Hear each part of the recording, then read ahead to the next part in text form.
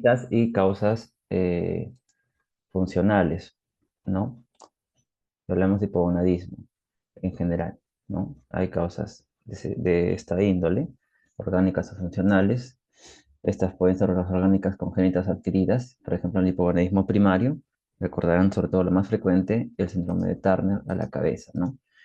Y si hablamos de hipogonadismo secundario, entonces puede haber una afectación ya sea en el hipotálamo o en la hipófisis, que puede ocasionar una alteración en la producción de la GnRH o de las gonotrofinas dentro de la hipófisis. En sí, entonces, en las causas sobre todo orgánicas, podemos hablar de causas congénitas y adquiridas, ¿no? En el adulto, sobre todo patologías hipofisiarias, podemos considerarlas, y dentro de las congénitas, por ejemplo, si hablamos de hipogonadismo secundario, el síndrome de Kallmann es una de ellas, ¿no?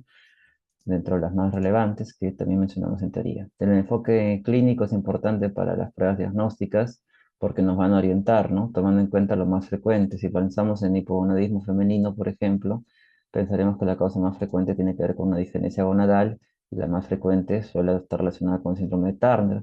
Y ahí sobre todo vamos a encontrar alteraciones esqueléticas como una talla baja, ¿no? No así, por ejemplo, si pensamos en un hipogonadismo que ocurrió antes de la pubertad, en el cual más bien encontraremos que el cierre de la epífisis no se ha dado y por lo tanto todavía puede haber un crecimiento de la talla.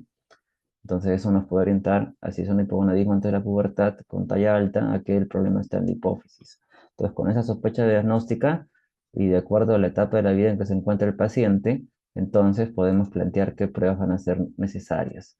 Recuerden también una patología relevante, importante, que es el síndrome ovario poliquístico, que es la segunda causa después del embarazo de amenorrea secundaria más frecuente. En ese trastorno hay criterios de Rotterdam, los clásicos. Ahora quizá en este cursillo podemos ampliar un poco más, en el sentido de que se requieren dos de los tres criterios principales que incluyen hiperandrogenismo clínico o bioquímico, anovulación clínica o también evaluada mediante pruebas hormonales, y la evidencia de alteraciones en la ecografía en el cual nos demuestre que el paciente tiene por lo menos 12 o más folículos en cada ovario o el volumen de uno de los ovarios sea mayor a 10 centímetros cúbicos. Sin embargo, esto también va a variar dependiendo de la tecnología que tengan en cuanto al ecógrafo que se utilice, ¿no? Porque, por ejemplo, los de más alta tecnología, los más actuales, que tienen un mayor poder de resolución, llevan a que incluso ahora se hable de que para definir diagnóstico debe haber 20 o más folículos en cada ovario, 20, 25. Pero esto no es algo generalizado, ¿no? Porque esto depende de la tecnología que tengan ustedes en cuanto al ecógrafo que utilicen. Desde el punto de vista entonces de la visión del hipogonadismo como dentro de la patología gonadal femenina, entonces hay un amplio espectro, ¿no? Entonces, ¿qué pruebas habría que utilizar dependiendo de la sospecha clínica que tengamos? Entonces puede ser dolor de cabeza, hacer las pruebas si no tenemos una idea de la fisiología. Entonces, en una mujer, ¿qué sería importante? Primero, establecer qué etapa del ciclo menstrual se encuentra. Si es la fase folicular, en la fase lútea, si está en el periodo ovulatorio o no, si es una paciente con oligomenorrea, menorrea. Entonces, ¿cuáles son las pruebas básicas que se pueden solicitar? Empecemos con las pruebas hormonales. Esto incluye estradiol y las gonadotrofinas, LH y FSH. Generalmente se deben tomar en la fase folicular, entre el segundo y quinto día del ciclo menstrual. Podemos incluir además el dosaje de otras hormonas dependiendo de la clínica del paciente, ¿no? Por ejemplo, si yo sospecho que el paciente tiene una probable anovulación, debería descartar causas que lleven a esa situación. Por ejemplo, el exceso de prolactina o el hipotiroidismo, ¿no? Entonces podría incluirlo en el estudio. Siempre cuando es más estable, o podemos decir el eje está en un periodo donde va a tener menos variación del eje gonadal, es este en la fase folicular. Entonces ahí podremos dosar las hormonas más importantes. Si yo quiero saber si la paciente ovuló o no ovuló, podría dosar progesterona. ¿Cuándo dosaría la progesterona? En la fase lútea. ¿Cómo yo calculo el punto medio de la fase lútea? Generalmente eso es el día 21, pero ustedes saben que no todas las mujeres tienen ciclos menstruales regulares, no siempre esto coincide de forma tan esquemática. Entonces, nosotros podremos tomar en cuenta la fecha de última regla y restarle 7 días. Si una mujer menstruó la última vez el 2 de octubre, le restó 7 días y más o menos el 25 de septiembre debería dosar, perdón, el siguiente mes, vamos a ponerlos, el 20. Podemos decir, si menstruó el 31 de octubre, podemos dosar en noviembre, el 24 de noviembre, ¿no? A partir del 24 de noviembre podría yo dosar la progesterona, ¿no? Para tener una idea de que en ese periodo yo podría realmente saber si se produjo la progesterona o no. Entonces tomo la fecha de última regla y le resto 7 días. Más o menos eso coincide con el día 21. Ahora, vamos a la ecografía. La ecografía también es una prueba importante. Lo que vamos a poder ver nosotros, sobre todo lo más útil cuando evaluamos la reserva ovárica, por ejemplo, es poder evaluar la ecografía entre el segundo y quinto día del ciclo menstrual, en la fase folicular, sobre todo temprana, cuando empiezan a desarrollarse los folículos primordiales, no cuando hay un folículo dominante, que es una fase más tardía. Entonces, en la fase folicular temprana es donde deberíamos tomar o hacer la ecografía. Eso me permite cuantificar folículos centrales, evaluar el volumen ovárico y el grosor del endometrio. Entonces, si una paciente que tiene, por ejemplo, trastornos menstruales, oligomenorrea, menorrea, ese sería el periodo ideal. Eh, si yo la hago más tardíamente, yo lo que voy a estar queriendo evaluar es si la paciente está próxima a ovular. Evaluaré en ese caso el folículo dominante, ¿no?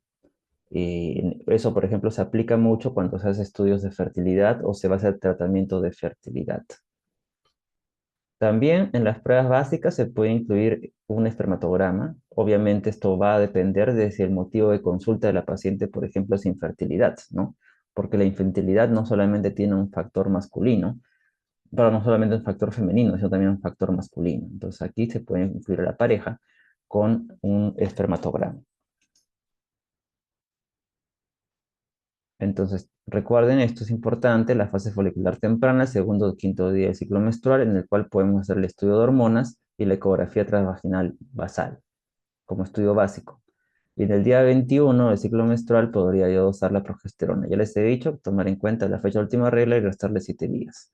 Quizá en este esquema quede más claro, la fase folicular temprana, que puede incluir el dosaje de hormonal, y la ecografía basal entre el segundo y quinto día del ciclo menstrual, como les mencionaba, para ver folículos centrales, volumen de ovario y el endometrio.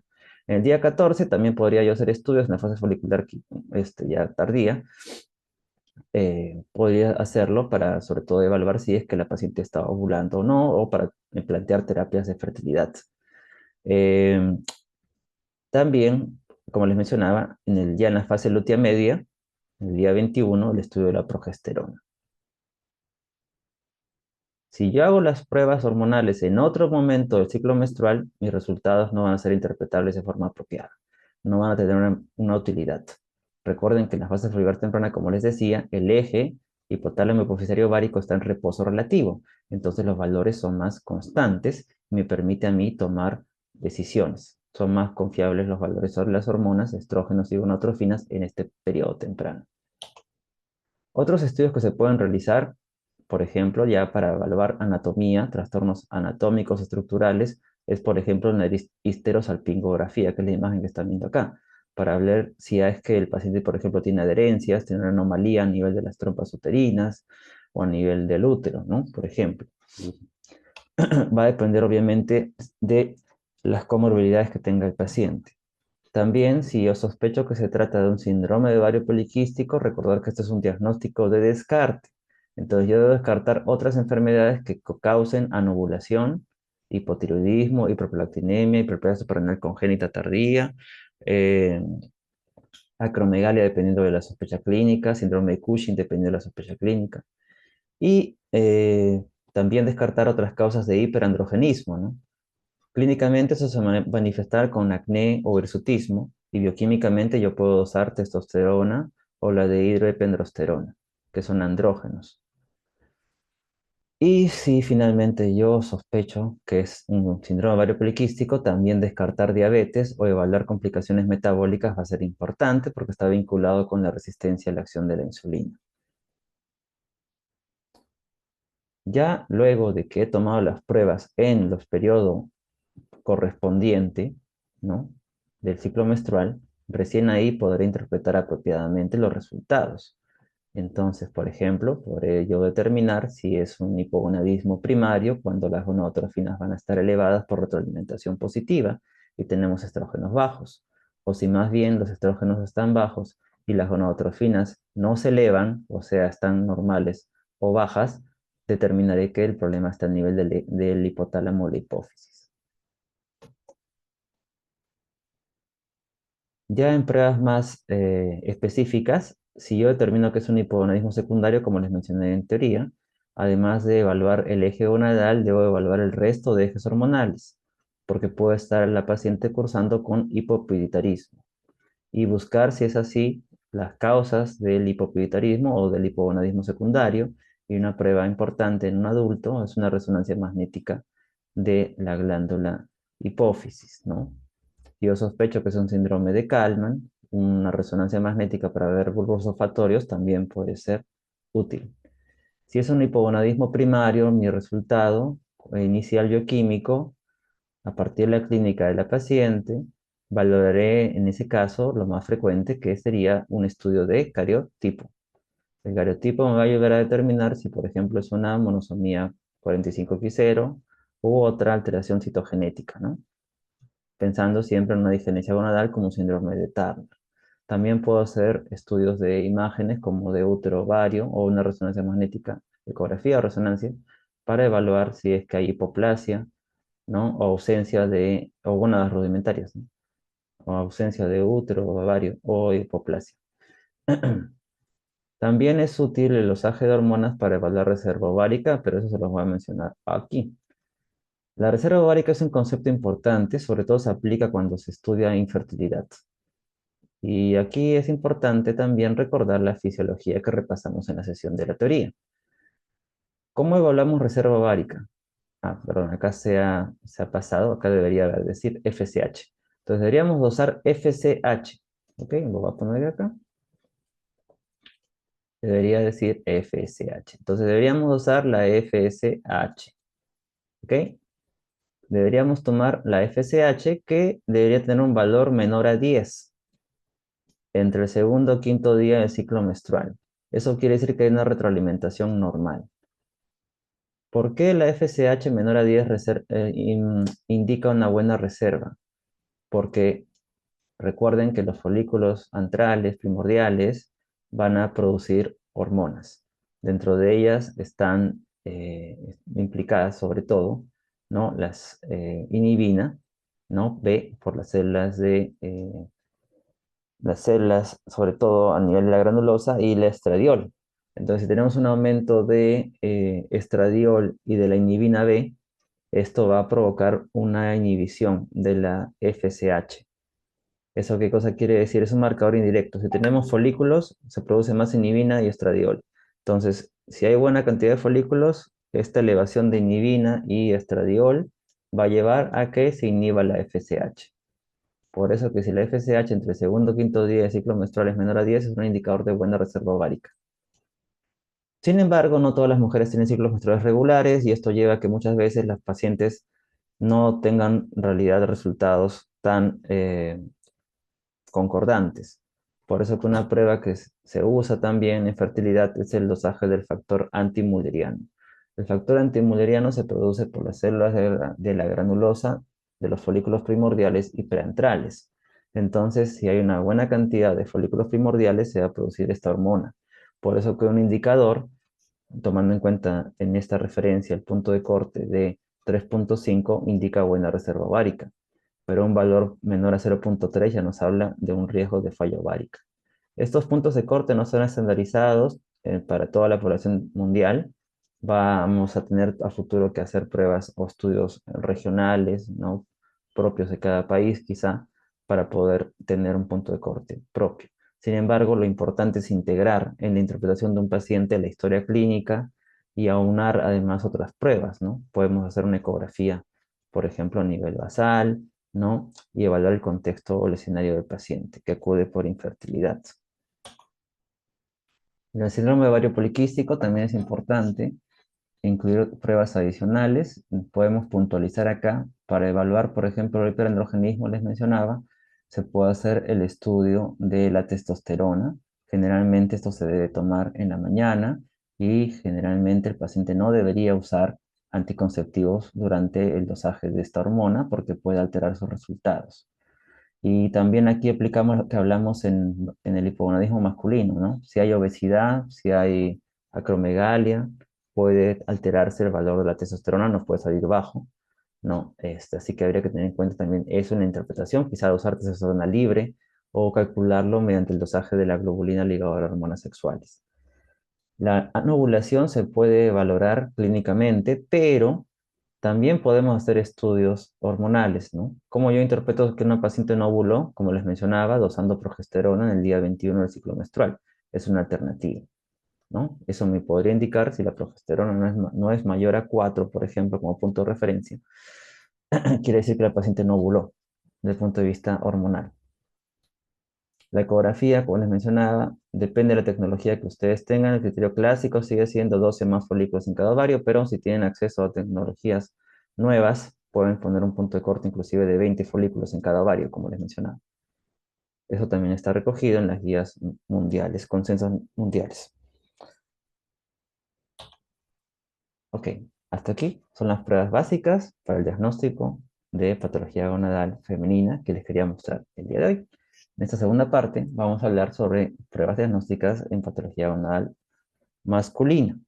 También es importante recordar aspectos de fisiología, fisiopatología que se han hecho en teoría para poder comprender las pruebas diagnósticas.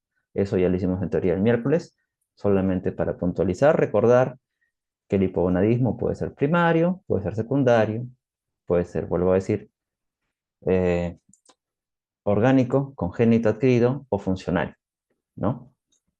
Entonces, recordar si es un hipogonadismo secundario congénito, la deficiencia GNRH que puede estar asociada a anosmia y hiposmia como el síndrome de Kallmann, o otras alteraciones hormonales genéticas que causen alteración en la producción de la GNRH o en alguna de las otras gonadotrofinas o síndromes genéticos.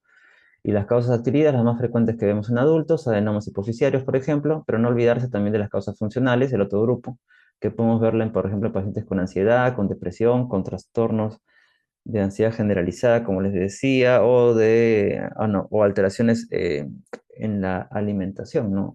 Anorexia o bulimia, por ejemplo, ¿no?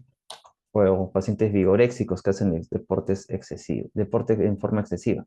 También el hipogonadismo primario, es recordar aquí sobre todo las disgenencias gonadales, la más frecuente es el síndrome de Klinefelter, pero no es la única disgenesia gonadal y no olvidarse también de las causas adquiridas, el otro gran grupo, por ejemplo, que puede ser secundario a fármacos o un traumatismo testicular, por ejemplo. También, como les decía en teoría, no olvidarse que una prueba, una evaluación diagnóstica de hipogonadismo debe hacerse también en pacientes adultos mayores. No porque el paciente ya es adulto mayor, atribuir que algunos síntomas que podrían ser por hipogonadismo sean solo por la edad, por el envejecimiento. Entonces, si hay síntomas marcados que hagan sospechar hipogonadismo, debemos estudiar el hipogonadismo. La clínica del hipogonadismo, recordar que va a variar si es un hipogonadismo prepuberal o postpuberal, ¿no? Si es postpuberal, lo vemos en adultos, vamos a ver disminución de caracteres sexuales secundarios y anomalías metabólicas. Si es prepuberal, sobre todo, la pubertad retrasada y el hábito eunucoide, que explicamos en la sesión teórica. Bueno, ¿cuáles pruebas diagnósticas deberíamos hacer en patología anual masculina? Aquí es un poco más sencillo en relación a que los días no es un aspecto tan importante, ¿no? El día del mes, sino más que nada la hora en la que hacemos el dosaje de las hormonas. Y qué medicación podría estar tomando el paciente que puede interferir con los resultados y qué otras enfermedades o condiciones tiene el paciente que puede llevarnos a erróneos diagnósticos porque pueden afectar el dosaje de la testosterona total. La prueba estandarizada es una testosterona en la mañana, generalmente 8 de la mañana, pero si yo tengo sospecha que el paciente tiene alteración, alguna condición que altere la producción de la globulina ligadora a hormonas sexuales, que es el principal transportador de la testosterona, podría calcular la testosterona libre, la que no está unida a proteínas, ¿no? También podría incluir eso en el estudio, dependiendo si se dan esas condiciones, ¿no? Obesidad, acromegalia, pacientes que tienen un hipotiroidismo no controlado, por ejemplo, ¿no? Entonces yo hago la prueba en la mañana, evalúo obviamente que el paciente, porque es lo que vemos en la práctica, muchas veces el paciente que tiene sospecha o síntomas de hipogonadismo a veces usa medicación. Puedo estar usando arginina, medicamentos de ese tipo, puedo estar usando sildenafilo, tadalafilo, puedo estar usando inclusive, puede estarse aplicando inyecciones de testosterona que si no hacemos una buena historia clínica no vamos a obtener el dato y todo eso puede interferir en los resultados. Entonces, una vez que hemos descartado esas condiciones, podemos sí hacer una prueba y tener resultados que nos pueden llevar a un diagnóstico certero. Entonces, si la testosterona nos sale baja, debemos repetir la muestra en una segunda ocasión y aunar el dosaje de las gonadotrofinas. Si las gonadotrofinas están francamente elevadas, entonces nuestra sospecha es un hipogonadismo masculino primario y el estudio de elección o siguiente sería un cariotipo. En cambio, si las gonadotrofinas no están elevadas, el problema está en el hipotálamo hipófisis, buscaremos que no haya hipopituitarismo. Y quizás lo que no les mencioné, dado el tiempo corto de la teoría, es que también es importante cuando pensamos en hipogonadismo secundario, poder dosar el hierro y la transferrina por varias razones, en dos principales. Una es que el hipogonadismo masculino causa anemia, ¿no? Porque va a haber deficiencia de eritropoyetina, pero otra, quizá un poco más importante desde el punto de vista etiológico, es que hay enfermedades sistémicas que pueden causar hipogonadismo secundario, como la hemocromatosis. Entonces, también podríamos nosotros, hay sospecha clínica, dosar hierro y transferrina. Y también, obviamente, estudios de imágenes para ver la causa del hipogonadismo secundario, ¿no? Si es un adenoma hipoficiario, o es una histiocytosis, o es un tumor a nivel supracelular, un teratoma, un renofaringioma. Entonces, un estudio complementario en el hipogonadismo primario masculino es el cariotipo, eso está claro, pero pueden requerirse otras pruebas genéticas más complejas si es que el diagnóstico no se establece, pero se sospecha aún de algún tipo de digenesia gonadal. Si es un hipogonadismo secundario, eh, también entonces, y como en caso de la mujer, mencionar que eh, mencionar que se puede hacer una resonancia magnética de prosencéfalo si pensamos en un hipogonadismo congénito con un síndrome de Kalman, igualmente. Entonces, la resonancia magnética es un estudio complementario importante, ¿no? Sobre todo cuando hay sospecha de un hipopituitarismo. Si, por ejemplo, encontramos también prolactina elevada, nos refuerza más la indicación. Obviamente, si tenemos T4 baja o cortisol matutino bajo, mayor razón para buscar algún tipo de adenoma hipofisiario o una patología hipofisiaria en el diagnóstico diferencial, ¿no? Y también podemos, entre los estudios de imágenes, incluir una ecografía testicular. La ecografía testicular es muy útil, sobre todo porque eh, en los pacientes, esto puede llevar a que encontremos anomalías subyacentes, ¿no? Entonces, la ecografía nos ayuda. Muchas veces las gónadas no pueden ser palpables en un hipogonadismo, son gónadas pueden ser rudimentarias, o podemos encontrar criptorquidia, o sea, una ausencia de descenso de los testículos. Entonces, la ecografía nos va a ayudar a determinar ello, ¿no? Por ejemplo, nos puede ayudar a evaluar el volumen del testículo o si hay algún otro tipo de daño estructural testicular, por ejemplo, una torsión testicular, ¿no? Obviamente la clínica aquí nos va a apoyar, pero las pruebas de imágenes van a ser una ayuda adicional. En esta imagen, por ejemplo, estamos viendo un paciente con varicocele intratesticular, ¿no? Con esta ecografía Doppler adicional. O acá en esta otra imagen estamos viendo también un testículo que está a nivel del canal inguinal, un testículo que no ha descendido. Entonces, estas pruebas, la ecografía testicular también es útil en el estudio del hipogonadismo y se debe considerar. Y también un espermatograma, ¿no? También les mencionaba esto en teoría. El espermatograma está indicado sobre todo cuando hay historia de infertilidad, si hay antecedente de criptorquidia, varicocele, una cirugía testicular, el paciente ha recibido quimioterapia, radioterapia. También puede ser una indicación el seguimiento de un paciente que ha recibido un tratamiento de vasectomía como manejo de la reproducción, y básicamente también cuando hay sospecha de hipogonadismo, ¿no? Entonces, un estudio básico. Recuerden que el hipogonadismo se traduce en deficiencia de testosterona, pero también en la evaluación de la espermatogénesis, ¿no? Entonces, la evaluación de la espermatogénesis requiere un espermatograma. La interpretación del espermatograma depende, como les decía también en teoría, de la referencia que se tenga en la población que se está estudiando. Es lo que nos recomienda el último consenso de la Organización Mundial de la Salud. ¿Ok?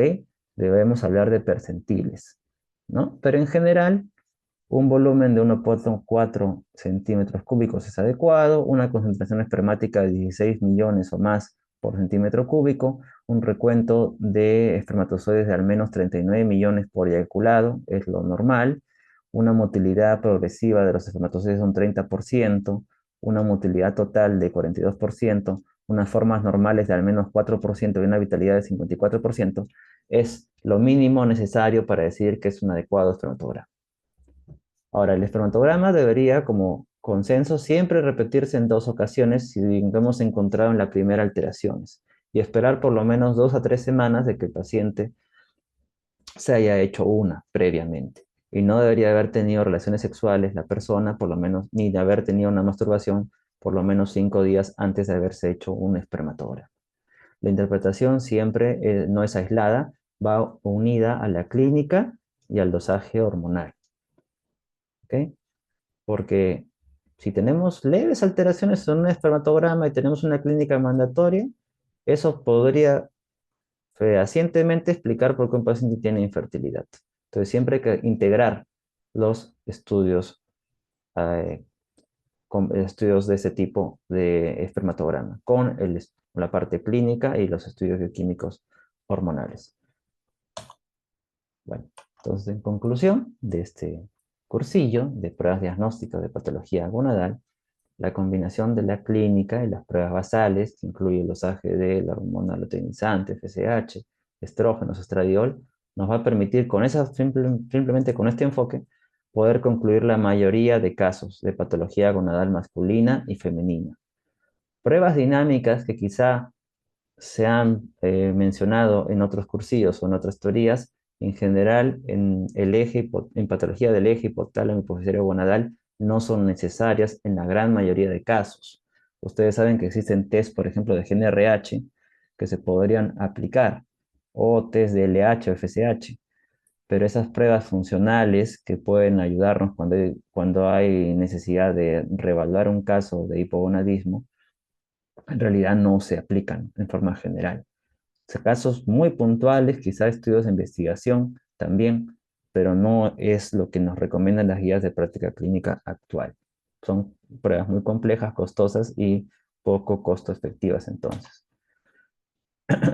También es importante aquí el área genética, ¿no? Siempre nosotros en la parte de endocrino vamos de la mano con genética cuando hablamos de hipogonadismo, sobre todo por las digenesias gonadales o las formas congénitas de hipogonadismo. Eso nos apoya mucho en el diagnóstico y también las pruebas de imágenes como resonancia magnética, ecografía testicular, extravaginales, son complementarias al proceso diagnóstico, ¿no? Ya sea un síndrome ovario poliquístico, ya sea para evaluar gónadas rudimentarias, ya sea para evaluar alteraciones congénitas como criptorquidia, todo ello es muy útil para un diagnóstico de la patología gonadal.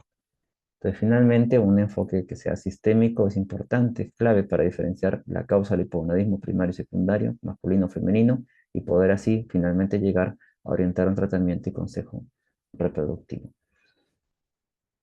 Bueno, esto es lo que les quería presentar en esta primera sesión de pruebas diagnósticas en patología o trastornos gonadales. ¿Tienen alguna pregunta mientras voy cargando la siguiente presentación? Estoy atento a ello.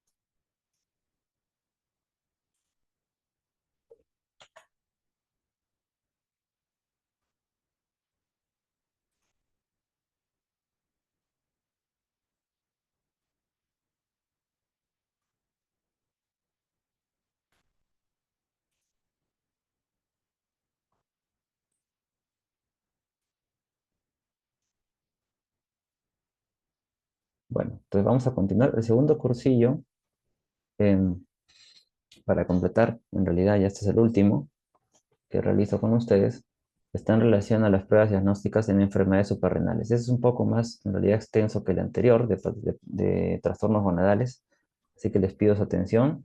En realidad he tratado de abordar los temas más allá de lo que comúnmente se conoce. Es mejor tener una visión más amplia del tema, ¿no? Porque puede darse situaciones en las cuales se puedan sospechar de estas anomalías, ¿no? Así que vamos a ir de lo más frecuente y quizá también algunos aspectos más específicos. Entonces, en ese sentido, en cuanto a pruebas diagnósticas, esta es la agenda para patología adrenal. Pruebas diagnósticas de hipofunción vamos a revisar, así como pruebas diagnósticas de hiperfunción adrenal. En relación a la patología suprarrenal es muy útil la aplicación de pruebas funcionales, tanto para estados de hiperfunción como hipofunción adrenal. Por ejemplo, en ciertas situaciones como causas de hipertensión endocrina y, por ejemplo, en la evaluación de una entidad que se llama un incidentaloma suprarrenal, es muy útil las pruebas siempre basadas en la sospecha clínica, las pruebas bioquímicas, porque, por ejemplo, la hipertensión puede tener un origen adrenal como un síndrome de Cushing, o un feocromocitoma, o un hiperaldosteronismo, o un incidentaloma suprarrenal puede estar relacionada con estas enfermedades.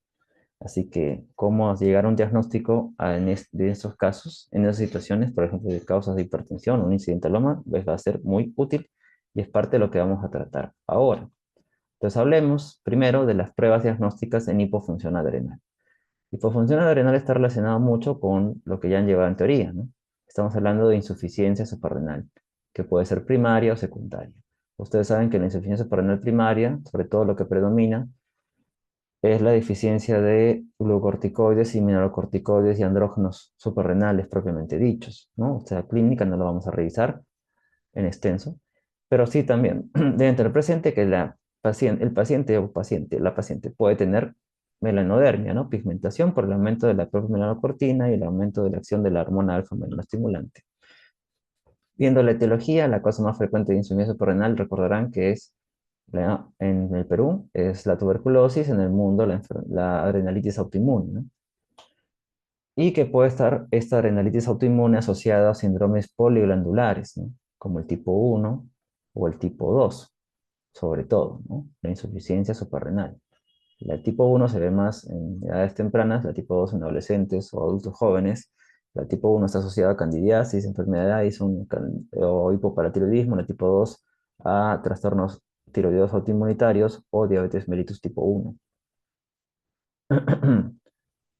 Pero siempre es importante tener en presente que pueden haber asociaciones con otras enfermedades autoinmunitarias, no solamente desde el punto de vista endocrino, sino también enfermedades reumatológicas, hematológicas, que nos deben llevar a establecer también un abordaje diagnóstico. Y dentro de las pruebas, aquí es importante la relevancia de los anticuerpos, ¿no? Para la enfermedad de Addison es muy importante pensar que se puede dosar anticuerpos como anticuerpos contra la 17 y contra la 21 hidroxilasa, ¿no? Que es lo que nos recomiendan las guías. En la insuficiencia renal secundaria, recordar la etiología. Puede ser esta congénita adquirida, pero la más frecuente es la corticoterapia crónica, porque esta suprime la acción de la CTH y la CRH. Es la causa más frecuente de insuficiencia renal secundaria, ¿no? La corticoterapia, el uso de corticoides, iatrogénicamente, y también terciaria, secundaria y terciaria. Y fuera de eso ya pensamos en causas congénitas o adquiridas. Entonces, ¿cómo es el diagnóstico en estos casos de hipofunción adrenal como la insuficiencia suprarrenal? Ustedes ya seguramente en teoría esto lo han visto en parte. Es importante para ello el dosaje de cortisol y ACTH. Este tema en realidad lo pueden tocar varias partes de este segmento, ¿no? Creo que también hay un cursillo de pruebas diagnósticas del eje hipotálamo hipoficiario. Quizá aquí también lo han tocado. Bueno, el cortisol, si le sale disminuido y la CTH disminuida, piensan ustedes que es una insuficiencia suprarrenal secundaria terciaria. En cambio, si el cortisol es bajo y la CTH está elevada, pensarán que es una insuficiencia suprarrenal primaria. Es algo muy esquemático, muy sencillo, creo yo, de comprender hasta aquí. pero hay ciertas condiciones que nos llevan a que todo sea más complejo. Si tenemos un cortisol menor a 3 microgramos por decilitro y una CTH más del doble del rango normal, eso nos quiere decir que es una insuficiencia suprarrenal primaria. En cambio, si la CTH no está elevada, es normal o baja, nos sugiere una insuficiencia suprarrenal secundaria o terciaria, pero siempre y cuando el cortisol sea menor a 3. Ahora, si es primario, tendremos una CTH elevada y cortisol menor a 3, pero ¿qué pasa cuando hay sospecha clínica y el cortisol está entre 5 y 18? Si está entre 5 y 18, no podemos descartar todavía que haya insuficiencia suprarrenal. Entonces tendríamos que usar pruebas dinámicas. Ustedes saben que en endocrinología, cuando hay deficiencia de una hormona, la prueba confirmatoria es una prueba de estimulación. ¿Cómo estimulamos a la glándula adrenal? Pues podríamos emplear la prueba con ACTH, nombre comercial, Sinantec, una prueba de dosis baja de 1 microgramo endovenoso o una prueba de 250 microgramos endovenoso. Y de tal manera que se puede dosar cortisol a los 0, 30, 60 minutos y si el cortisol es mayor a 20, nos dice que el eje adrenal es apropiado.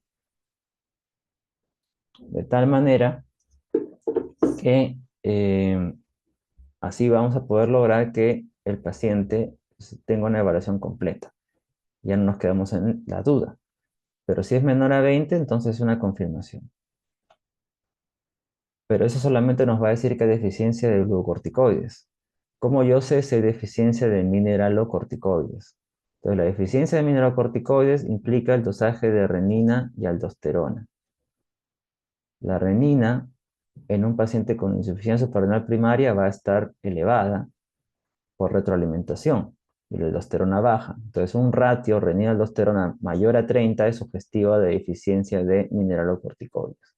Entonces, muy útil porque al tener esta evidencia va a poder justificar dar tratamiento de reemplazo de mineralocorticoides en una insuficiencia suprarrenal primaria. Si es una insuficiencia suprarrenal secundaria, igualmente, el cortisol puede salir bajo, menor a 3, y una CTH que esté normal o baja. Eso confirmaría el diagnóstico. Pero si tengo un cortisol que está en un rango mayor a 3 o mayor a 5 o 18, el eje aparentemente en valores, perdón, normales, eso no descarta una insuficiencia suprarrenal secundaria si hay sospecha. Entonces, si hay una sospecha clínica, tendría que hacer una prueba dinámica.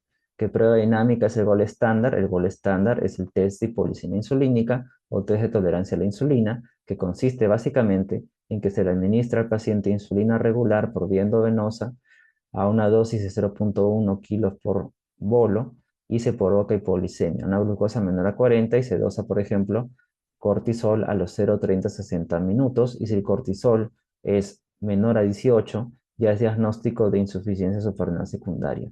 Es una prueba en realidad muy útil, pero tiene sus limitaciones porque requiere que el paciente esté hospitalizado para colocarle hipoglicemia y está contraindicado hacerlo en niños. Entonces lo hacemos en adultos. Es la prueba con la cual se compara el resto de alternativas que pueden usarse. Existe, por ejemplo, en niños en insuficiencia suprarrenal sospecha, ¿no? Otro tipo de pruebas. Quizá también se puede emplear aquí el test de CTH, ¿no? Como una alternativa, ¿no? Ahora, como les mencionaba, la insuficiencia suprarrenal secundaria tiene como causa más frecuente el uso de corticoides. En ese escenario, obviamente, si el paciente está tomando, por ejemplo, prednisona o dexametasona, no le voy a usar cortisol, ¿no? No va a ser un resultado confiable. Entonces, en ese caso, lo que tendríamos nosotros que hacer es valorar si se va a suspender esa medicación y ahí recién dosar el cortisol, pero esperar un tiempo prudente para ello. Ahora, hay condiciones en las cuales no se puede suspender la corticoterapia, entonces no es posible hacer el estudio de cortisol, ¿no? Lo que sí, nosotros, si tenemos un paciente que ha usado anteriormente corticoides y queremos saber que tiene insuficiencia suprarrenal secundaria o no, aplicamos las mismas pruebas que hemos dicho, ¿no? Cortisol basal, ACTH y si amerita una prueba dinámica. Una prueba complementaria también sería dosarla de hidroepiandrosterona sulfato, ¿no? En un paciente que tiene insuficiencia suprarrenal secundaria, si nosotros encontramos que el valor de este andrógeno suprarrenal es normal, descartaría insuficiencia suprarrenal secundaria.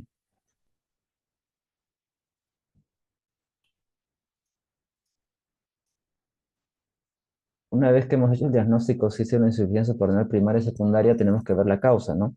Si es primaria, depende de la edad. Si es un adulto adolescente y hay sospecha de autoinmunidad, el dosaje de anticuerpos como por ejemplo contra la 21-hidroxilasa va a ser útil. Sin embargo, si el paciente, pues es un paciente nuestro, ¿no? En Perú, lo que nosotros pensamos no necesariamente primero es autoinmune, ¿no? Pensaremos tal vez en la tuberculosis. Entonces, una tomografía de glándulas adrenales que nos evidencia una glándula hipertrófica o la presencia de calcificaciones nos puede apoyar el diagnóstico de una tuberculosis. Y si es negativa o no es sugerente, los anticuerpos. En una tomografía también podemos evidenciar glándulas atróficas, sobre todo si la insuficiencia suprarrenal es crónica, y eso va más relacionado con causas autoinmunes, por ejemplo, ¿no? Una enfermedad de Addison, una adrenalitis autoinmune. Ahora, si la etiología es autoinmunitaria, el anticuerpo positivo, debemos descartar un síndrome poliglandular de tipo 1 o de tipo 2. Si los anticuerpos son negativos, las pruebas de imágenes no son contributorias y la edad del paciente es una edad pediátrica, por ejemplo, o un adolescente, podemos pensar en una enfermedad que se llama la adrenoleucodistrofia, y ahí el dosaje de ácidos grasos de cadena muy corta es útil para el diagnóstico. Es parte del diagnóstico diferencial. Otro escenario es que sea un neonato, ¿no? En un neonato pensaremos en una hiperplasia suprarrenal congénita, y ahí, por la deficiencia de la 21-hidroxilasa, el dosaje de la 17-hidroxiprogesterona va a ser la prueba más recomendable. Si es negativo, buscaremos otras enfermedades en el diagnóstico diferencial, ¿no? Para la causa de la insuficiencia suprarrenal en un neonato o en un niño. Esto es lo que les decía, en un neonato siempre pensar en insuficiencia suprarrenal, y aquí el dosaje en cuanto a pruebas diagnósticas incluye como tamizaje neonatal la 17-hidroxiprogesterona, pero en este caso es una muestra capilar del talón. Si hay clínica, imaginen un paciente que curse con hipoglicemia, cirrosis metabólica, hipercalemia, hiponatremia, es una prueba urgente para el diagnóstico, ¿no? Y obviamente la clínica va a ser sugerente, ¿no? Puede tener ambigüedad sexual el paciente, o hiperpigmentación de genitales, si es masculino.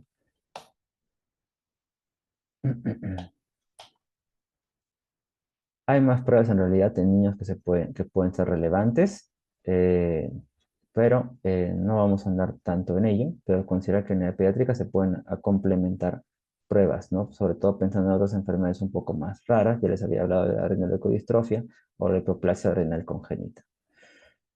Bueno, pasemos ahora a pruebas diagnósticas en casos de hiperfunción adrenal.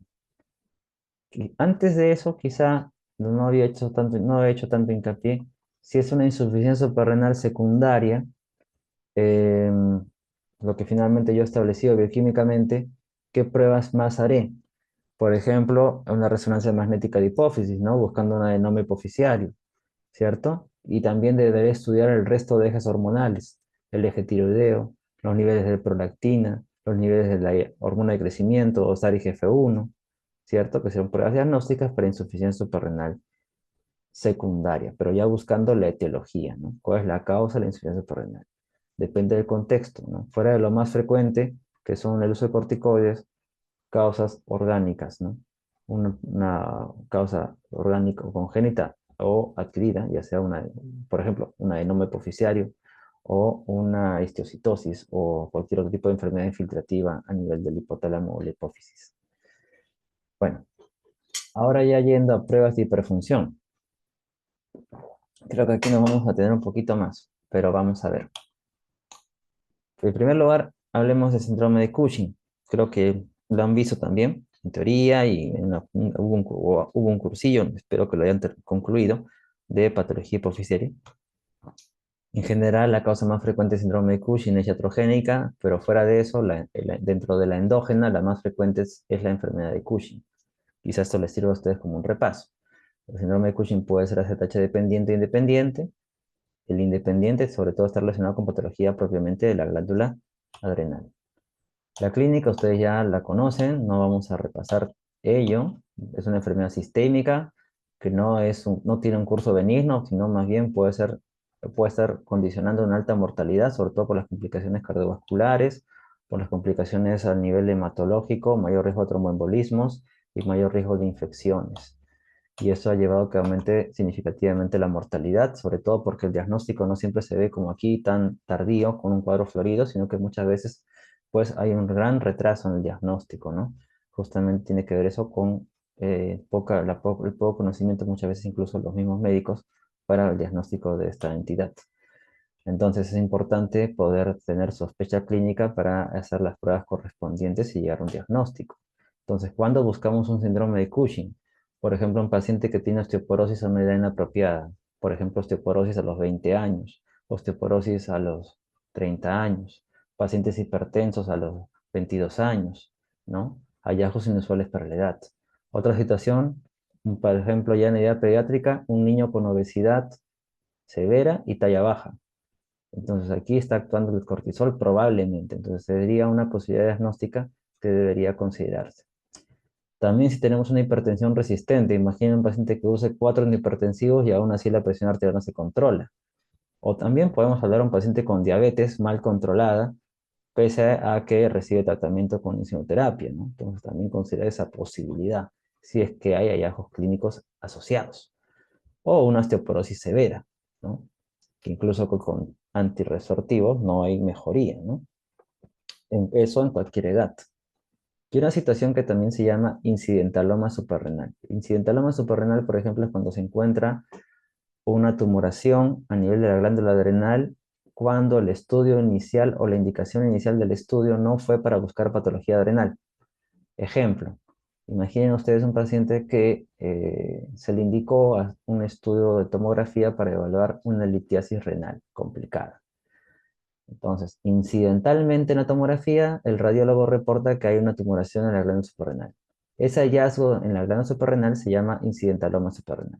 Entonces, si yo encuentro un tumor en la glándula suprarrenal, debo descartar que no esté produciendo hormonas y dentro de ellas un exceso de cortisol.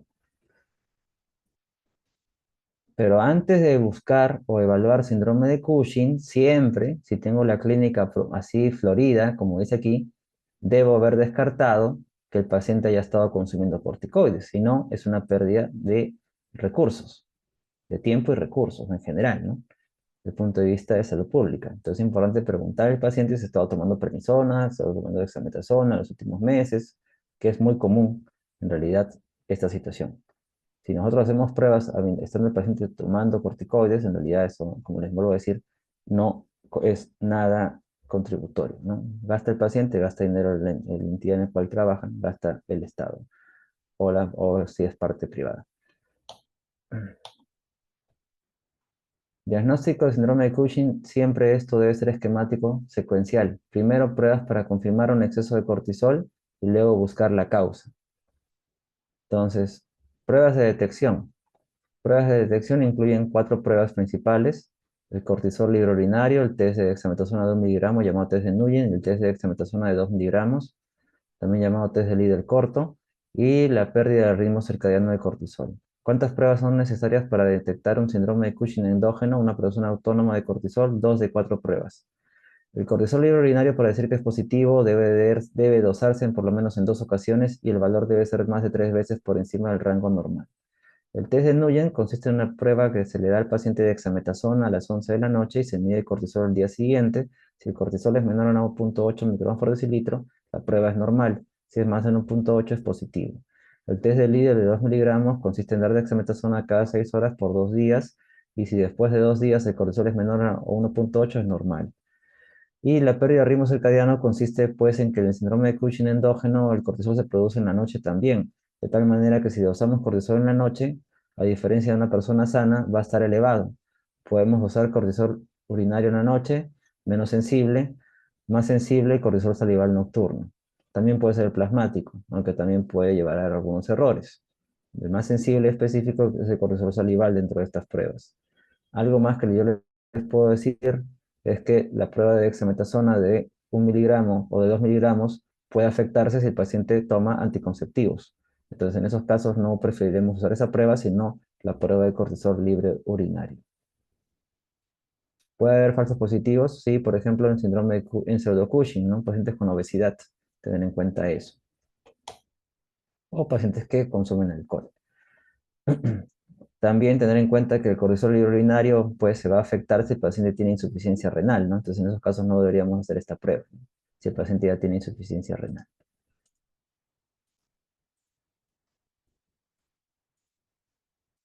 Entonces, estas pruebas nos van a permitir determinar si hay síndrome de Cushing endógeno. Nada más. Yo ahí no podré saber si es un origen hipofisiario o adrenal. Para eso pasa la siguiente fase, que es el diagnóstico etiológico. Entonces, ¿cómo yo sé si es de origen hipofisiario o es extrapofisiario o es un ectópico? Entonces, podría hacer pruebas para ello, como una de ellas, la más importante, la ACTH. Puedo usar ACTH para diferenciar si es un síndrome de Cushing ACTH dependiente, es una enfermedad de Cushing, es un ectópico, o es ACTH independiente, es decir, una patología adrenal. También puedo hacer uso de otras pruebas, sobre todo esto es muy útil porque las pruebas de ACTH no siempre son concluyentes. ¿A qué me refiero? La ACTH puede salir menor a 5, lo cual sugiere ACTH independiente, o mayor a 15, mayor a 20, que es dependiente. Pero ¿qué pasa si le sale un valor entre 5 y 15 o 5 y 20? Entonces hay un área gris. En esa área gris, las demás pruebas complementarias van a ser útiles. ¿Cuáles son estas pruebas complementarias? Una prueba de dexametasona de 8 miligramos, test de líder fuerte, pruebas de imágenes como una resonancia magnética de hipófisis o una tomografía de la glándula adrenal o un cateterismo de senos petrosos. Depende de cada caso, en realidad, el para hacer uso de estas pruebas. Entonces, una ZH menor a 5 o mayor a 20 va a ser bastante útil para diferenciar si es origen hipofisiario ectópico o adrenal, que es la gran mayoría, ¿no? La gran mayoría son de origen de ACTH dependiente, dentro de ellas la gran mayoría son enfermedad de Cushing, la mayoría son microadenomas, como ustedes recordarán. Pero si es independiente, patología adrenal. Si es patología adrenal, ¿qué prueba de imagen complementaria podría ser? Una tomografía o resonancia magnética de la glándula adrenal, buscando un adenoma o una hiperplasia o un carcinoma adrenal. Dentro de las otras pruebas les mencionaba, dentro de ellas la prueba de dexametasona de 8 miligramos. ¿En qué consiste? Esta prueba de dexametasona de 8 miligramos consiste básicamente que al paciente se le va a dar dexametasona 2 miligramos cada 6 horas por 2 días. ¿Por qué es importante esto para el diagnóstico diferencial? Porque una dosis alta de dexametasona en la enfermedad de Cushing lo que logra es una supresión de la producción hormonal. En la enfermedad de Cushing se suprime más de 80% o 90% el cortisol binario. Y si miden ustedes cortisol plasmático, después de 2 días va a caer por lo menos 50%. El punto de corte es lo que hace que varíe la sensibilidad y la especificidad de la prueba, pero este es el consenso. Entonces, si se suprime la producción de cortisol sérico 50 o el urinario 90-80%, sugiere que es una enfermedad de Cushing, porque en una patología adrenal o un origen ectópico no se suprime por más dosis alta de dexametasona que le dé al paciente. La resonancia magnética de hipófisis es útil cuando se sospecha un síndrome de Cushing ACTH dependiente, que es lo más frecuente, y la resonancia magnética debe ser hecha con contraste con gadolinio para evidenciar lo clásico, que es lo que estamos viendo acá, ¿no? Es una imagen hipointensa, la típica, ¿no? Que no se realza con el gadolinio, que nos va a denotar un microadenoma hipofisiario. Debe ser hecho por un médico radiólogo con experiencia, porque la gran mayoría de estos adenomas son microadenomas, es decir, tumores menores a 10 milímetros. Eso es muy importante. El cateterismo de senos petrosos también nos puede ayudar para diagnóstico y para planificar la cirugía por el neurocirujano. Sobre todo esto es útil cuando el adenoma hipofisiario es menor a 6 milímetros. Ese es el gol estándar para diferenciar una enfermedad de Cushing de un tumor ectópico, que también produce ACTH. Entonces, ¿en qué consiste esto? Se canaliza las venas femorales o yugulares y se toman muestras directas de los senos petrosos, ¿no? De tal manera que se compara mediante un gradiente la ACTH de origen hipofisiario con la ACTH de muestra periférica, una muestra venosa periférica. Si el gradiente es más de 2 sin estimulación o más de 3 con estimulación, sugiere que el origen es hipofisiario. Gradiente, relación ACTH central sobre periférico. También, como les decía, permite planificar la cirugía para ver exactamente si el tumor está más lateralizado a la derecha o a la izquierda, ¿no? También es útil para el neurocirujano. Sobre todo esto se ve cuando hablamos, vuelvo a decir, de adenomas menores a 6 milímetros. Es ahí donde se recomiendan las pruebas de hacer un cateterismo de senos petrosos. En el Perú sí lo tenemos, me refiero a este tipo de pruebas de radiología intervencionista en la seguridad social sobre todo. Existe experiencia y existen equipos que realizan ese tipo de pruebas. Cateterismo de senos petrosos. Bueno, eso es lo que les quería mostrar del síndrome de Cushing en cuanto a pruebas diagnósticas en relación a hiperfunción adrenal. Pero hay otra situación de hiperfunción adrenal. No nos olvidemos que la corteza no es lo único, sino también la médula. Entonces, si hablamos de la médula, estamos hablando de un feocromocitoma, que también corresponde a patología de hiperfunción adrenal. Y dentro de ello podemos también hablar de los paragangliomas, que en realidad técnicamente no es propiamente de la médula, ¿no? Sino es una patología extramedular, pero incluye la elevación de la producción de las catecolaminas generalmente. Vamos a diferenciar entonces. Según la OMS, cuando hablamos de feocromocitoma, hablamos de una patología propia de la médula suprarrenal, y paragangliomas hace alusión a una patología fuera de la glándula suprarrenal. Los paragangliomas pueden ser simpáticos o parasimpáticos. Los simpáticos se localizan generalmente, como vemos en esta imagen, en el tejido cromafín que está alrededor de la arteria mesentérica inferior, en el órgano llamado de Zuckerland. También puede estar localizada en la bifurcación de la aorta, también puede estar localizada en el abdomen o a nivel pélvico, incluso en el tórax. Los paragangliomas extradenales generalmente son parasimpáticos, se localizan sobre todo en la base del cráneo o en el cuello, y generalmente no producen niveles altos de catecolaminas. Los paragangliomas que producen o que están relacionados al sistema simpático, en realidad estos son los que secretan fundamentalmente catecolaminas, principalmente norepinefrina, y son los que les había mencionado que se localizan sobre todo a nivel de la arteria mesentérica inferior, en el órgano de Zuckerland, o a nivel del tórax o la pelvis. En cambio, los parasimpáticos generalmente están localizados en el cuello o en la base del cráneo, como les mencionaba, alrededor del cuerpo carotídeo, a nivel vagal o en el nervio laringio, y generalmente no producen catecolaminas.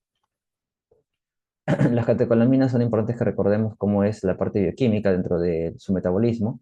Ustedes saben que la fenilalanina es un precursor importante, se va a metabolizar esta luego en tirosina, en dopamina, a su vez por la acción de la dopamina hidroxilasa en norepinefrina, y por acción de la transferasas se convierten en normetanefrinas y metanefrinas.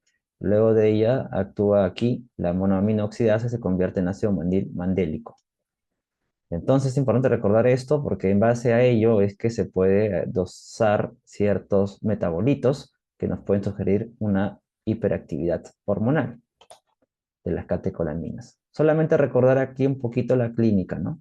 La clínica del feocromocitoma es la triada clásica de cefalea, ¿no? Cefalea episódica, ¿no? Crisis paroxísticas, cefalea, sudoración, palpitaciones, puede cursar con crisis hipertensivas, pero puede semejar muchas enfermedades en medicina interna, ¿no?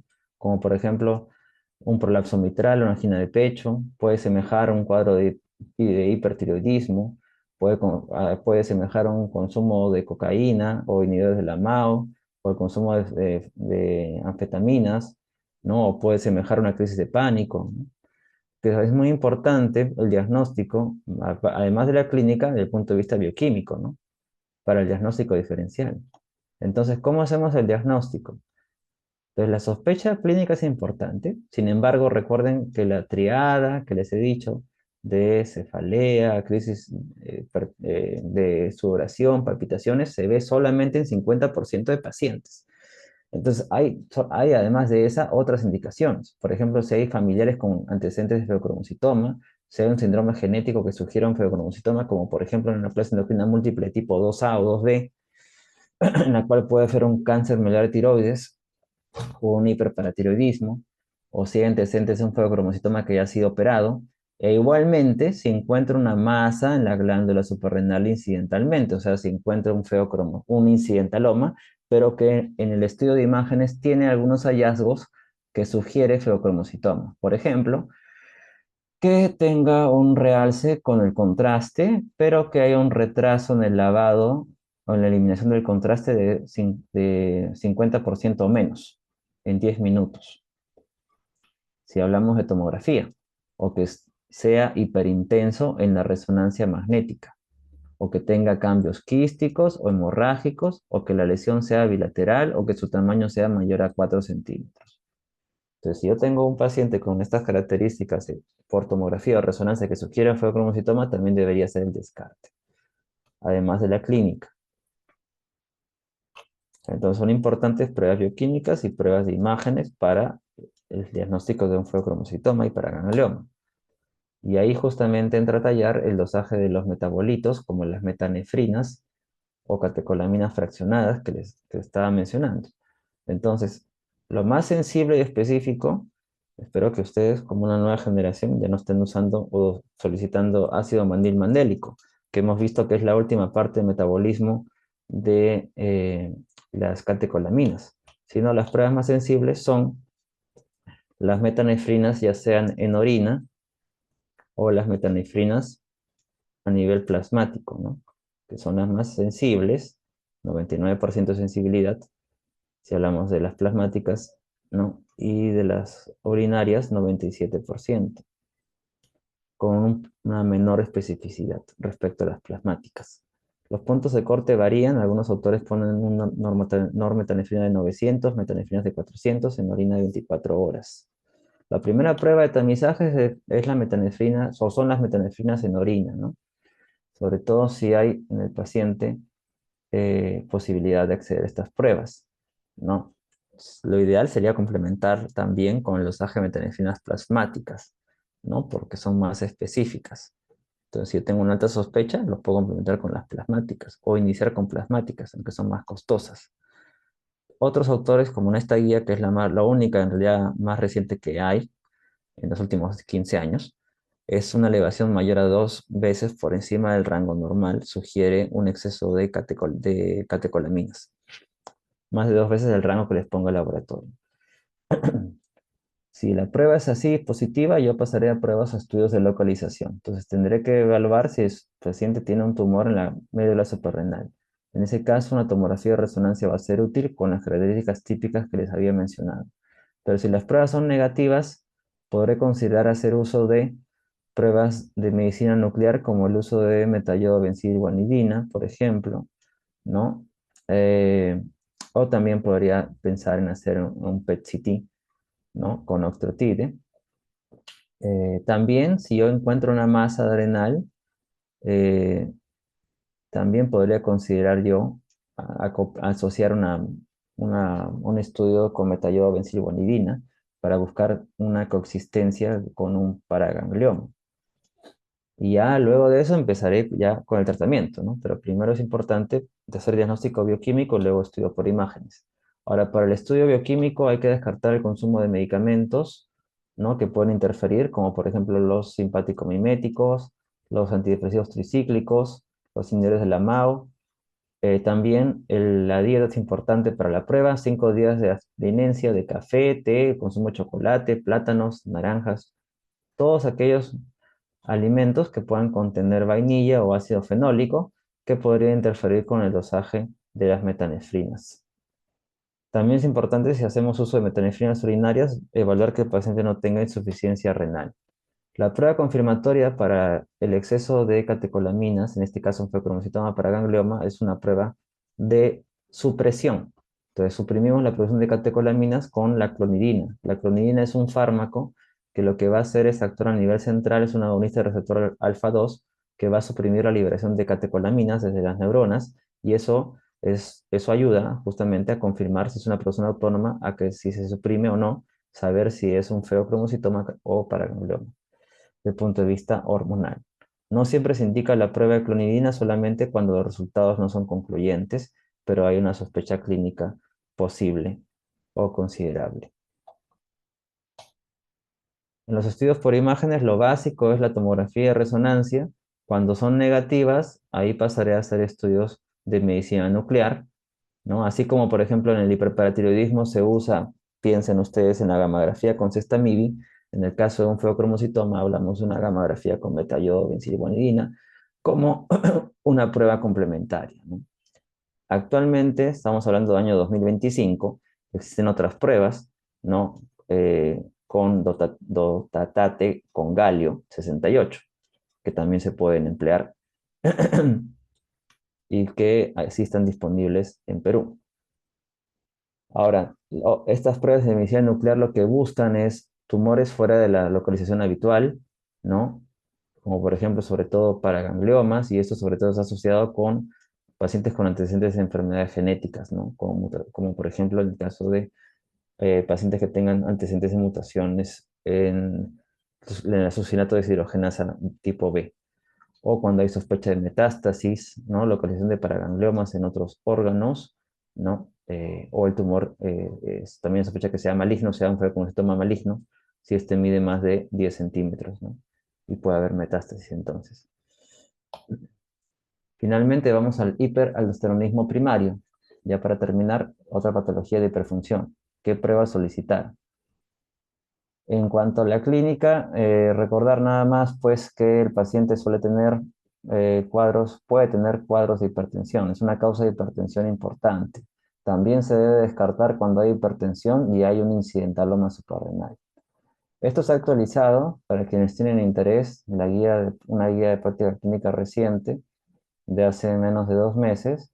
Se publicó por la Sociedad de Endocrinología Norteamericana y básicamente lo que recomienda es que el hiperaldosteronismo primario se debe descartar en todos los pacientes, debería descartarse en todos los pacientes hipertensos, porque es una patología subdiagnosticada.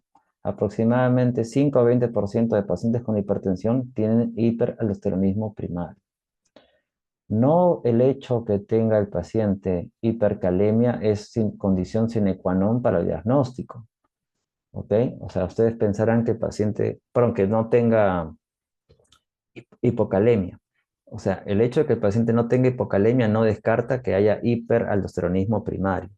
Podemos tener electrolitos normales, no necesariamente hipocalemia. ¿Ok? Eso también es importante. No siempre se hace pruebas diagnósticas, es lo que nos recomienda ahora la guía. Si hay sospecha clínica alta, con el dosaje de renina aldosterona es suficiente. Y dentro de las pruebas de imágenes, lo mencionaremos en esta presentación final, en la parte final, se debería hacer un muestreo venoso antes de una cirugía. Eso les voy a mencionar luego. Bueno, la clínica no voy a ahondar mucho en esto. Generalmente el paciente puede tener hipertensión, lo clásico, que no siempre se da, menos del 50%, hipocalemia, y puede haber alcalosis metabólica. Entonces esto puede generar en el paciente la hipocalemia, parálisis muscular, diabetes insípida si es crónico, y puede generar intolerancia a la glucosa. La hipertensión puede llevar a la retinopatía hipertensiva y cuadros de cefalea. Antes se decía que debería buscarse hiperaldosteronismo primario, sobre todo en ciertas poblaciones que tienen alto riesgo, ¿no? Por ejemplo, pacientes que usan antihipertensivos, 3 tipos de antihipertensivos que tienen un diurético y que aún así no controlen la presión, o que usen 4 antihipertensivos, o pacientes que tengan historia de hipocalemia, o pacientes que sean hipertensos y que tengan historia de un incidentaloma suprarrenal, o pacientes que tengan un antecedente o tengan enfermedad de síndrome de apnea del sueño, o pacientes que tengan familiares con antecedentes de un TCD, un infarto temprano, antes de los 40 años, o pacientes que tengan un familiar de primer grado con antecedentes de un hiperaldosteronismo primario. Sin embargo, ¿qué dice la guía actualmente? Un cribado universal en todos los pacientes con hipertensión. Ahora, esto es de acuerdo a los recursos que estén disponibles, ¿ok? O sea, no se debe hacer tampoco en forma indiscriminada si es que el lugar donde ustedes se encuentran no tiene los medios disponibles. Pero sí es un deseo, una aspiración que se trate de descartar siempre en todo paciente hipertenso. También si hay sospecha clínica, entonces, ¿qué pruebas hacer, no? Podemos medirle la aldosterona, ¿no? Y la actividad de la renina plasmática. Entonces nosotros podemos hacer un ratio de aldosterona y renina. Ahora, sin embargo, si el paciente tiene hipocalemia, tiene una marcada supresión de renina y una aldosterona muy alta, ya no es necesario hacer pruebas. Con eso sería suficiente para el diagnóstico. Pero si ustedes tienen un paciente con valores intermedios y no tiene hipocalemia y la renina no está tan suprimida, ahí recién pasamos a pruebas confirmatorias. Entonces, lo primero es dosar la aldosterona, que en el hiperaldosteronismo primario va a estar elevada, y la renina, que va a estar suprimida, es lo que se esperaría, y establecer un cociente. Un cociente que va a salir elevado, evidentemente. Entonces, detectar el caso, confirmarlo y clasificarlo. Entonces, dosar aldosterona y renina. Si la aldosterona es mayor, perdón, si el ratio es mayor a 20, es una prueba positiva, ¿no? Eh, generalmente. Si es mayor a 30, la sensibilidad y especificidad aumenta mucho más. Si el paciente no tiene hipocalemia y los valores no son tan concluyentes, pues pasaré las pruebas confirmatorias. ¿Qué pruebas confirmatorias existen? Bueno, antes de eso, mencionar que la aldosterona no debe tomarse en cualquier momento, cualquier situación. Debe tomarse en la mañana, debe el paciente haber estado despierto por lo menos 2 horas, no debe haber estado recostado por lo menos las últimas 2 horas, y cuando se hace el dosaje, el paciente por lo menos debe estar sentado entre 5 a 15 minutos, y en ese momento se le toma la muestra venosa. Otra consideración importante cuando se mide aldosterona y renina es que además el paciente deberíamos tener cuidado en que use medicamentos que no interfieran con los resultados de aldosterona y renina. Por ejemplo, ¿qué medicamentos no interfieren? Algunos antagonistas de calcio, como verapamilo, por ejemplo, o por ejemplo otros medicamentos como bloqueadores alfa-adrenérgicos como prazosina, trazosina, doxorubicina. Sobre todo, las guías recomiendan evitar el uso de ahorradores de potasio en las últimas 4 o 6 semanas, y el uso de betabloqueadores YECAS o ARA2 en las últimas 2 semanas para poder hacer la prueba, porque puede dar resultados falsos positivos y falsos negativos. Por ejemplo, vemos aquí, los YECAS reducen aldosterona y pueden elevar la renina, así que pueden dar resultados del ratio falsos negativos, por ejemplo. Ahora, si ustedes no pueden suspender los medicamentos, las guías recomiendan interpretar los resultados en ese contexto. Por eso es muy importante la clínica y el escenario clínico en el cual se encuentre. ¿Cómo confirmamos si hay un hiperaldosteronismo primario? Bueno, esta es una patología de hiperfunción. ¿Cómo se va a confirmar? Con una prueba de supresión. ¿Cómo suprimimos aldosterona? Pues administrando al paciente un exceso de cloruro de sodio. Puede ser por vía oral o una infusión de cloruro de sodio. Esto lo remarco aquí porque es lo que habitualmente hacemos en la práctica clínica. El paciente se hospitaliza y se evalúa. Se le administra cloruro de sodio por lo menos 4 horas, y en esas 4 horas tomamos antes una muestra de aldosterona renina, se puede incluir cortisol, y después de 4 horas se vuelve a medir la aldosterona. Por ejemplo, en este caso, esta paciente se le midió después de 4 horas la aldosterona y estuvo en 33. El punto de corte para decir que la prueba es positiva es mayor a 10. Entonces fue una prueba positiva. Un valor mayor a 10 confirma el diagnóstico, menor a 5 lo descarta. También se puede dar una sobrecarga oral de sodio, pero el problema es que después de 3 días de administrar cloruro de sodio por vía oral, se debe dosar aldosterona, pero en la orina. Y si es menor a 10 descarta, si es más de 12 confirma. También se puede hacer una prueba con fluorocortisona, se administra cada 6 horas por 4 días, y después de ello se dosa aldosterona. Si es mayor a 6, es una prueba positiva. Se puede hacer una prueba con captopril, aunque es menos sensible. Un dosaje de aldosterona de mayor a 8,6 podría confirmar un exceso de aldosterona. Pero lo que se usa en realidad más es la prueba con infusión salina sobre carga salina. La sensibilidad y especificidad va a variar dependiendo del punto de corte, evidentemente, en estas pruebas basales y en las pruebas dinámicas, como en esta prueba de infusión de cloruro de sodio. Luego de eso buscamos dónde está el origen, si es por las pruebas de imágenes, si es una patología adrenal o no. Realmente si es un adenoma eh, suprarrenal producto de aldosterona, o es una hiperplasia bilateral. La causa más frecuente de hiperaldosteronismo es la hiperplasia bilateral. Para eso nos ayuda la tomografía con una sensibilidad aceptable y especificidad aceptable. Sin embargo, no es este el gol estándar, ¿no? ¿Por qué es importante determinar si es una hiperplasia bilateral o es una enfermedad de Kohn, una enfermedad unilateral? Porque el tratamiento es diferente. Si es una enfermedad unilateral, generalmente el tratamiento es quirúrgico. Y si es una enfermedad bilateral, el tratamiento es con medicamentos. Por eso es tan importante las pruebas de imágenes una vez que hayamos confirmado bioquímicamente que hay un exceso de aldosterona. Entonces, ¿qué nos dicen las guías aquí, en esta parte? Las guías nos mencionan, la actual, que siempre debería hacerse, además de la tomografía, un muestreo venoso adrenal para confirmar que es una enfermedad unilateral o bilateral. Siempre debería hacerse. En el Perú se hace, en algunos centros, en la Seguridad Social sí. Eh, pero se podría obviar en casos, por ejemplo, de pacientes jóvenes con hipocalemia marcada y cuando el adenoma unilateral es visible en la tomografía, muy evidente, más de 1 centímetro. Ahí podría obviarse. Vamos a ver este caso, por ejemplo, este paciente tiene evidentemente aquí una lesión a nivel de la glándula adrenal. La historia de esta paciente era una paciente con obesidad, tenía hipocalemia marcada, con hipertensión, con 3 medicamentos que no se controlaba. Entonces aquí se puede ver en este otro corte, una tomografía, una lesión heterogénea, probablemente más de 5 centímetros, localizada a nivel de la glándula suprarrenal del lado derecho, ¿no? Como se ve acá, ya se pierde la anatomía, la normalidad de la glándula adrenal. Estamos viendo el lado en la imagen en verde, más bien la glándula adrenal contralateral ligeramente hipertrófica con la característica de la Y invertida. Aquí se ve la misma imagen, ya en reconstrucción. El informe lo que nos dice es que es un tumor más de 4 centímetros, que tiene más de 10 unidades Hanfield, 3741, que tiene un realce heterogéneo, con características de malignidad. Ese caso fue tratado de una neoplasia adrenal asociada a un hiperastronismo primario. Bueno, regresando al algoritmo, entonces el muestreo venoso es importante para definir la conducta terapéutica, por eso se debería hacer. La tomografía es útil sobre todo para lesiones que sean mayores a 10 milímetros, cuando la enfermedad es unilateral sobre todo. La desventaja, la limitación es cuando la enfermedad es bilateral, una hiperplasia adrenal, sobre todo cuando son menores de 10 milímetros. El muestreo venoso adrenal es el gol estándar. ¿En qué consiste?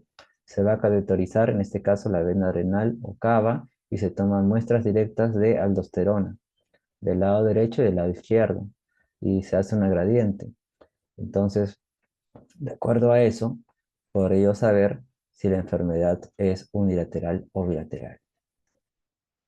Es importante que sea un radiólogo experimentado para que se realice ese tipo de intervenciones, que como les digo, las guías recomiendan que siempre se realicen.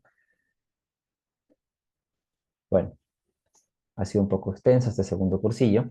Ya para concluir, entonces el diagnóstico, hemos hablado de patología de pruebas diagnósticas en casos de hipofunción.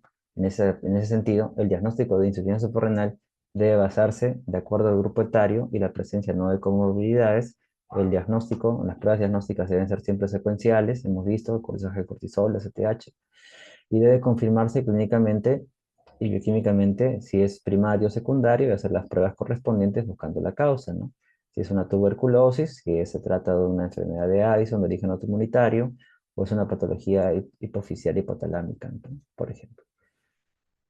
También en la parte de hiperfunción hablamos de síndrome de Cushing. El diagnóstico siempre debe ser tras haber descartado el consumo de corticoides, igualmente secuencial. Pruebas para detectar un hipercortisolismo endógeno y luego pruebas para establecer cuál es la etiología, ¿no? El ACTH, la prueba de dexametasona de 8 miligramos, pruebas de imágenes, resonancia magnética o tomografía de resonancia adrenal o cateterismo de senos petrosos, ¿no? Dependiendo del escenario. Y finalmente hablamos de casos de hiperaldosteronismo y fibromuscitomas. Entonces, en todo paciente que tiene un incidentaloma adrenal, como hemos visto, debe descartarse la presencia de un feocromocitoma y en sospecha de un cuadro clínico sugerente de esta entidad o un paraganglioma es importante descartar también, ¿no? Ello, ¿no? Como las pruebas correspondientes. Hemos visto los AG, las metanefrinas plasmáticas y urinarias. Y también considerar en un incidentaloma el descarte de un hiperaldosteronismo, haya o no sea el paciente dentro de los grupos clásicos, no en todo paciente con hipertensión arterial, dada la alta prevalencia de esta enfermedad. Y también descartar el hiperaldosteronismo primario cuando hay hipertensión o hipocalemia en un paciente que tiene una tumoración en la glándula adrenal. Bueno, eso es lo que les quería presentar en este segundo cursillo. No sé si tienen preguntas para los 10 alumnos que están presentes en vivo. Bueno, Espero que este último cursillo y bueno, y el precedente y el de la semana pasada les haya permitido poder complementar sus estudios en la parte teórica, ¿no? Sobre todo. Y espero que realmente en las situaciones que han tenido acceso a ver, evaluar pacientes en la rotación en el hospital 2 de mayo, y ya sea en sala de hospitalización o en consultorio externo, les haya podido ser útil, ¿no? Ese principalmente es el aporte que nosotros como docentes de la universidad deseamos que ustedes se lleven de la rotación. De mi parte es la última actividad que tengo que realizar con ustedes en este semestre y les deseo que tengan éxitos en el futuro. Nos estaremos viendo, espero, en alguna otra ocasión. Muy buenas tardes. Muchas gracias, doctor. Buenas tardes.